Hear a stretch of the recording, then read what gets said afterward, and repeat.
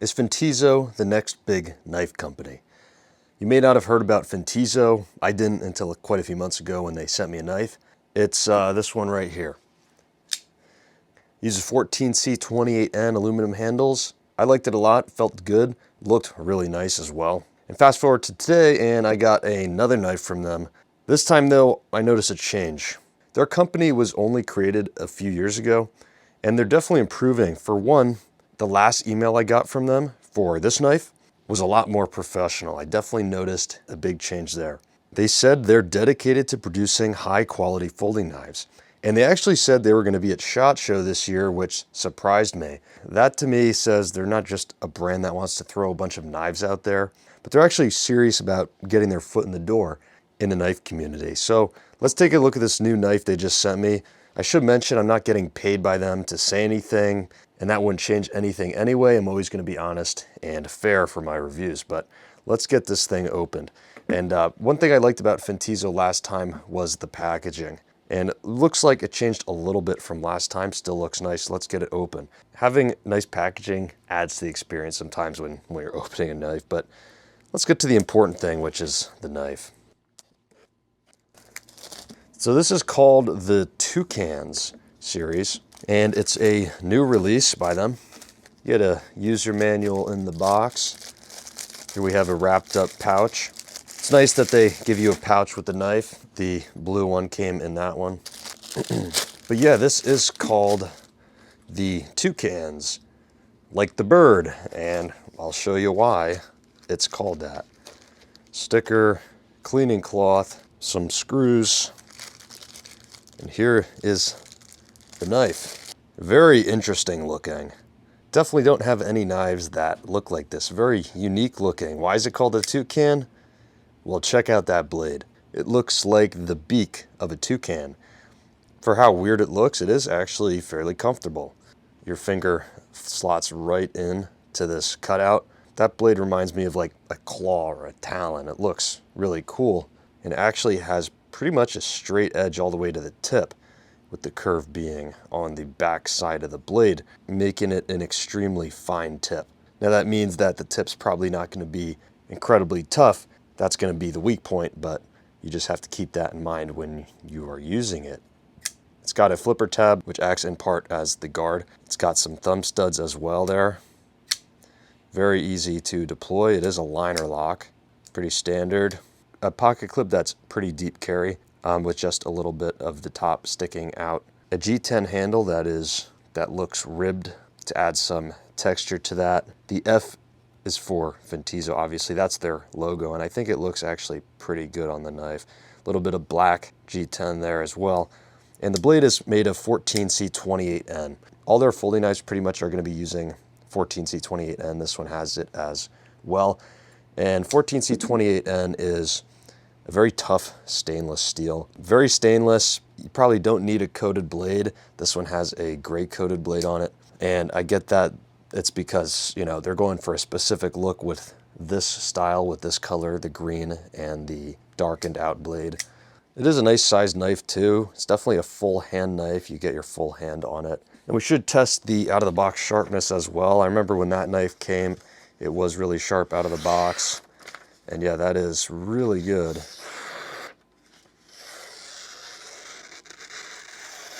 Yeah, that is really sharp. There's no blade play whatsoever out of the box. See how well it performs doing some cutting stuff. So for anyone wondering as well, there's the centering. It's actually really good, nice and center. And the hardness of the blade is actually 62 HRC. That's what they're claiming on their website, which is pretty hard. Should have pretty good edge retention for 14C28N with a hardness like that. And I do want to get one thing clear, because I did just check the website to make sure. The blade, it's not like a Cerakote or something like that. It says, in quotes, the blade is enhanced with a titanium coating. Because it was kind of weird. It doesn't seem like it, you know, it feels like metal. It doesn't feel like a coating on here. It kind of feels like a slightly rough, non-polished metal. So I guess that's what that is. It's a titanium coating. Something I don't really get was, they say the handle's inlaid with black zircon. I was trying to look up what exactly that meant, but I'm not really sure. So I think I found the zircon inlays that they were saying. Pretty sure it's right back here. They've kind of got a spacer going on at the bottom, and on either side they got like a little black looking gem type thing. That's probably the zircon inlay. I was looking at the knife and I was like, oh, you know, that's probably what they're talking about there.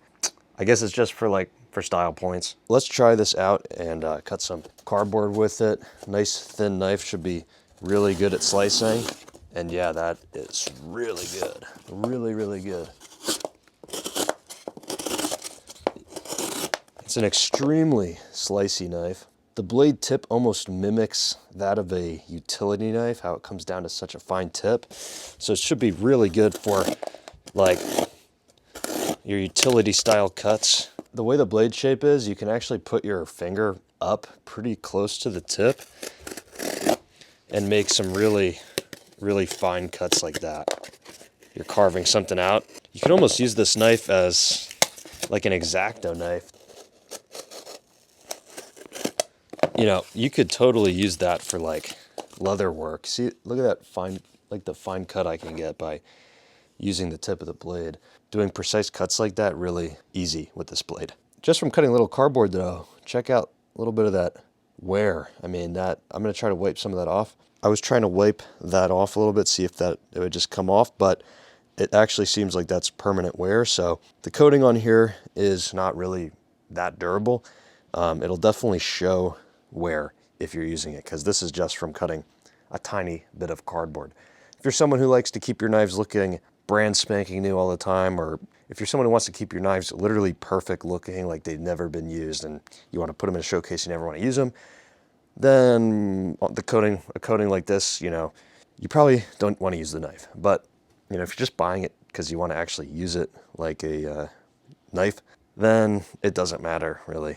But that's why I would have preferred this to just be like a polished, like a satin finish or stonewash finish, because it's not going to show the wear as much. But yeah, the tip is really good for cutting stuff like that. And it's a very stabby knife, very fine tip and thin. It takes like no effort to, whoa. Let's see if I can cut this corner. Oh, look at that. That's pretty nice. I didn't cut too much there, but let's just see if it continues to slice the paper. Yeah. So, I mean, not that I cut a whole lot of cardboard, but I have a cheap Gerber knife I carry around every day at work, and it's actually a good knife for just being a beater knife. If it cut all that cardboard, it would actually be dull right now. It's high heat treated 14C28N. Has pretty good edge retention. I never had too many knives in this steel. This is my third knife in this steel now, and I'm a huge fan of it. What I have to say about it, definitely it's very slicey. It's a really thin blade, very fine point, and it does really well at just slicing. The negative that I would have about the knife would be the coating, just showing wear. Just from cutting a little bit of cardboard, it wore the blade down, or it wore the coating down, like on the tip and just on the middle here where I was just doing a few cuts. So the coating is not really that durable. It's gonna show a lot of wear. Again though, that's not an issue if you're someone who's gonna use your knife a lot and you don't really care. It's something to point out because like on this knife, you know, I've done a lot with this knife. It's not really gonna show wear. There's a little bit and it shows like fingerprints and whatnot, but it's not gonna show the wear as much as this, which just wore down really quickly from cardboard. But overall, the knife is pretty cool. My favorite thing about it is just it's very slicey and it's actually really comfortable in the hand. Thanks to Fintizo for sending this to me to check it out again. And I definitely am interested to see, you know, what else they come out with. I would keep an eye on Fintizo just because it seems like they're trying to advance themselves in the knife market. And if I ever get any knives from them in the future, I will make videos on them. I'll mention the price as well of these. This knife, when I first got it, the listed price was like $50 and it was on sale for 30 bucks at the time. And now I'm checking Amazon and it's saying it's like $70. And that's kind of crazy because at one point you could get it for 30 bucks. 70 is a lot of money. I get that things go up in price over time. The Toucan's knife, it's listed, the MSRP is around 70 bucks or something like that. But I see on their website it is on sale for 60 bucks, which is, you know, it's not cheap, but, you know, 14C28N, heat treated at 62 with G10 handle and that zircon inlay that they added in. It's made in China. I don't know if it's available on Amazon yet, the Toucan's, but I will list it in the description to Amazon if it's available when I put the video out. But thanks for checking my video out today. Hope you enjoyed it at least, and I'll see you later.